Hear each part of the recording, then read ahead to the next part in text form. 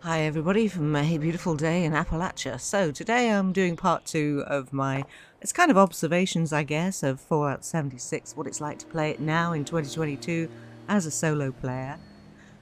One thing that I just want to continue on from the previous video is the subject of building.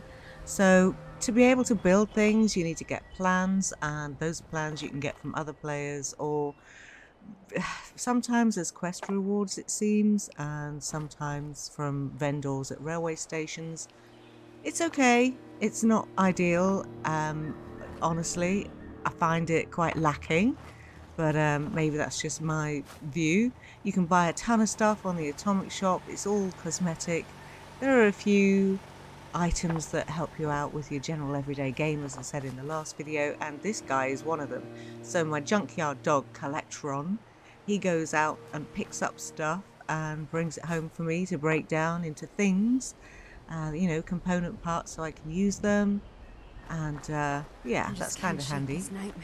So you can also get these allies, annoying as they have the same dialogue over and over and over again, and they're not allies like they'll come out and fight with you like a mercenary, or like in EQ2 you can hire a merc if you've got no friends.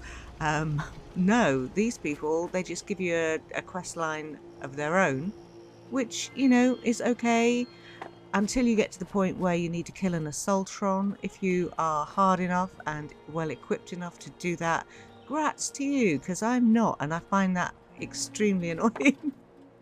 So yeah, I think ally is probably the wrong word. They're just some drifter that you've picked up that's given you a quest, frankly. The person I had before this, I had a dude, can't remember his name, awful of me, I know. That's how much of an impact he made on me, to be honest. They're just not that interesting. They don't come out and fight with you, so what's the point of them other than to give you a quest? So yeah, that's kind of that, really. Those are my thoughts. Fast travel I was talking about as well. I kind of touched on that. So we look at the map again. As you can see, it's not that big a map. It's split up into areas. They're kind of different colors, so you can see, don't go to the dark side. This is the hard area where, as you can see, I've hardly touched it. I'm only level, 50 now? And I have just had my arse handed to me so many times that it gets frustrating, to be honest. So when you ask, can you play this as a solo player? My answer is going to be, yes, you can, to a point. There are certainly going to be things where you can't do it by yourself, I don't think. Or, like you'll very patiently spend 3/4 of an hour fighting your way through various mobs, taking them on single-handedly, and then patiently making your way to the main boss, only to find that you actually cannot do anything about it, no matter how many meds you take, and no matter how well repaired your armor and your weapons are. So fast travel, what's the deal with this? It made sense to me in Skyrim that you could take a cart ride, pay gold for your cart ride, and go places. And then once you'd found places, you could fast travel there again. There was magic in the world. In Fallout 4, I didn't even question it, to be honest, having come from Skyrim. It's just like, oh yeah, okay, right, oh, there's a ghoul over there. Here, though, because I'm being charged to fast travel, I kind of take offense at that, and I just think, who am I paying? How are you doing it? How are you teleporting me? And who am I paying for this service? And why does it cost so damn much? Because I know people have said, oh, caps are really easy to get. They're actually not, I don't think. I don't find that many out in the world. There are perks that you can take that will enable you to find more, and maybe that's a good idea. So, I don't know, fast travel is a curiosity, and yeah, I don't know, what do you think? Okay, the next thing that I wanted to touch upon is events. So, if we look at the map again, I don't know if this is an event that's going on right now. This is just a daily quest. But sometimes you get events that are going on. They are announced. It'll pop up on your screen. At the moment, it's some kind of meat week thing. Going and killing primal beasts and then having a cook-off.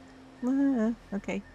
It's all right. It's a bit of fun. You actually get to see other people. I mean, you don't actually see many people when you're out in the world. It's really peculiar to me. Maybe it's because of the times that I play. I'm assuming I'm on a UK server, but I don't know. And there are clearly people here. Look, you can see all their camps. But I expected it to be a lot more populated than it is, so I don't know. But the community themselves, when you do come across people, especially when you're a newbie, they are so nice. Honestly, I have met 3 people that have just randomly given me things because they have more, and there you go. Meat cook. Help Graham host an event. All right, okay, fine. Well, so that's the announcement for it. So yeah, people are absolutely lovely. I have been shot a couple of times by players. You have to remember, this is, I imagine it was intended to be a PvP type of game originally. I'm not sure. It certainly exists anyway. But the good thing about being shot by someone is it gives you 50 caps. So, you know, shoot me again, please. I can take it.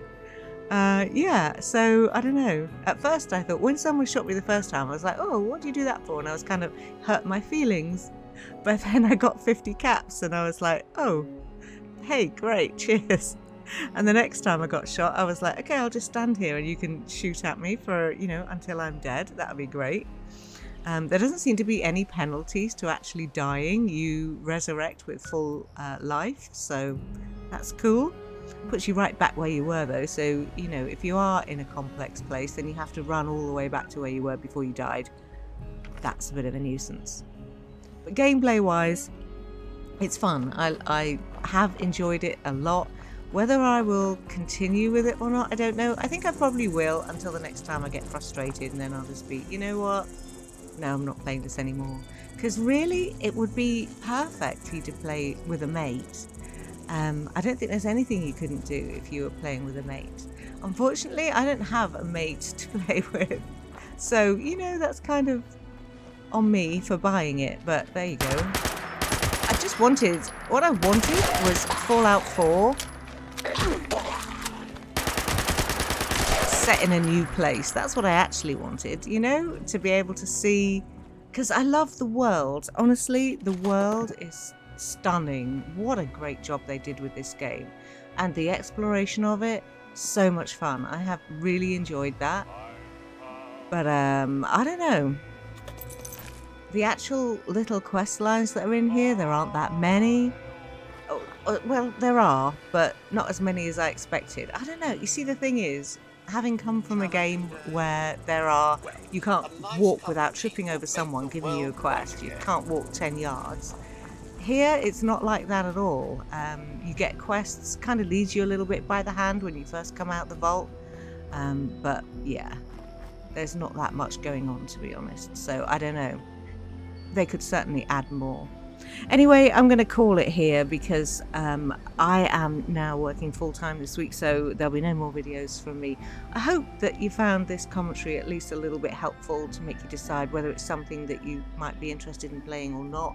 Certainly, I would give it a go. It's not expensive, and, you know, the game itself, the world, is well worth exploring. And if you have got a couple of friends to play with, then do it, because, you know, unfortunately, I think I'm at that age where, you know, I'm a middle-aged woman. Everybody I know doesn't play games anymore. They've all grown up. I obviously haven't, so there we are. Anyway, I'm going to leave it here. I will see you soon for the next. Take care. Stay safe, everybody.